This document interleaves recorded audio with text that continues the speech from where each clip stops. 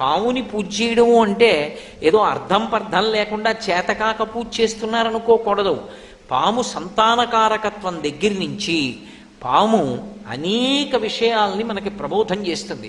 అందుకే మీరు జాగ్రత్తగా గమనించండి, అసలు దేవతలు ఎవరికీ కూడా పాముతో సంబంధం లేకుండా ఉండరు. శ్రీ మహావిష్ణువు ఆదిశేషుడి మీద పడుకుంటాడు. పరమశివుడు నాగాభరణుడై మెడలో పాములు వేసుకుంటాడు, చేతులకి కూడా పాములు